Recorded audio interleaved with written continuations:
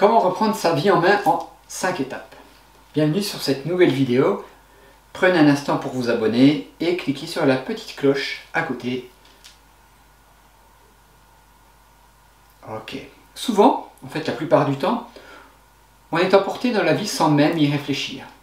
Et tout est fait dans le système pour nous y enfermer.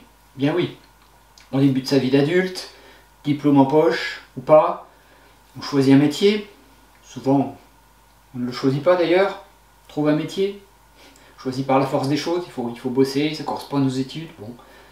Et on se fait emmener dans une vie qui ne nous convient pas forcément. Allez, soyez honnête. Est-ce que votre vie vous plaît à 100%? Soyez honnête, répondez à cette question. Oui, non? Eh bien, elle devrait, parce que vous n'en avez qu'une de vie, une seule. Donc, après ce métier, ou cette succession de métiers, parfois, on s'installe dans un appart, bien sûr, la plupart du temps, on rencontre un compagnon, une compagne, on fait des enfants, on fait des crédits, on achète une maison, bien sûr, normal. Et ça s'enchaîne ainsi de suite, sans arrêt, dans une course folle, sans qu'on ait de prise dessus. C'est vrai, non? Personnellement, j'ai changé les choses plusieurs fois dans ma vie. J'ai décidé de reprendre ma vie en main, alors malgré les grincements de dents de mes proches et de ma famille, parce que oui, quelqu'un qui sort du système, quelqu'un qui change sa vie comme ça dérange, ça dérange. Vous entendez des trucs du genre vous êtes heureux pourtant, pourquoi vous séparez? Elle est bien celle-là.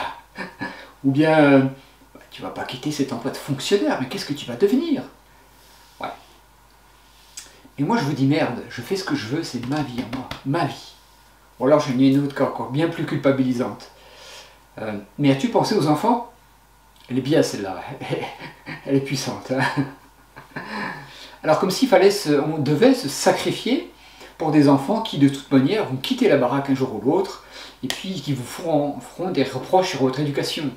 Ouais, je plaisante, bien entendu qu'il faut être responsable, un minimum, bien entendu. Je suis un peu cynique, mais vous avez compris le fond de ma pensée. La première fois que j'ai tout plaqué, je suis parti plusieurs mois en Chine du Sud, à Yangshuo, dans une école de tai chi. En même temps, c'était difficile à cause du manque de mes enfants, bien sûr, et du deuil de ma situation. Mais en même temps, j'ai vécu les plus beaux moments de ma vie. 24 heures de mon temps pour moi-même chaque jour, en faisant des activités qui me plaisent et en rencontrant des gens qui me plaisaient. C'était énorme. Vraiment. Voici maintenant les 5 étapes pour reprendre sa vie en main. Étape numéro 1, le décider. Ben oui, le changement ne tient qu'à une décision. Tous les gens qui ont sauté le pas le disent. C'était au cours d'une soirée, lorsque j'ai entendu quelqu'un qui me disait un truc.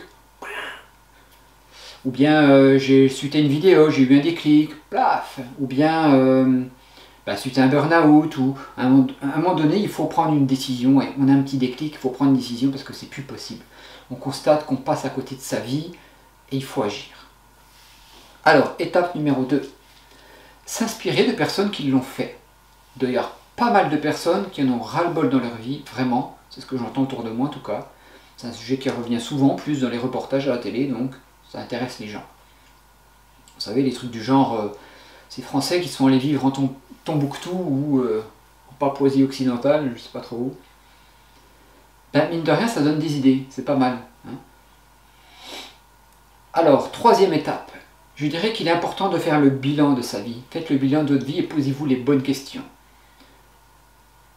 C'est vraiment important de prendre du temps pour ça, de prendre un bon moment pour faire ça. Où en suis-je dans ma vie? Est-ce que je me sens heureux? Qu'est-ce qui me rend heureux, le plus heureux? Ou pourquoi je ne me sens pas heureux? Est-ce que je souris tous les jours? Quel type de vie me rendrait plus heureux, plus heureuse? Est-ce que je suis heureux dans mon travail? Aurais-je le courage de le quitter? Est-ce que je suis heureux dans mon couple? C'est plus chaud là, hein?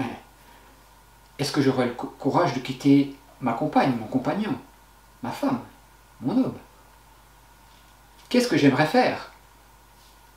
C'est un moment important à prendre que de réfléchir à son avenir Ça peut se faire par exemple au cours d'un challenge personnel, comme aller cheminer sur les chemins de Compostelle. Mais il y a bien d'autres choses à faire. Il y a 10 000 autres choses qu'on pourrait faire pour soi-même, prendre du temps pour soi-même, pour réfléchir à ce changement de vie. Mais c'est important de pouvoir se retirer un petit peu du monde, pour avoir les idées claires, pour avoir du temps dans sa tête, seul avec soi. Si on a la tête dans le guidon tout le temps, c'est pas facile, ça marche pas bien. 4e étape, se fixer des objectifs à court, moyen et long terme. Le long terme, c'est la réalisation de son rêve, c'est l'objectif final. Le moyen terme, ce sont les étapes nécessaires pour y aller en paliers successifs. On ne change pas de vie en claquant des doigts comme ça, sinon c'est pas responsable. Ben oui, on fait partie d'un système, on ne peut pas s'en échapper du jour au lendemain, c'est pas possible. Sinon c'est de la folie, quoi.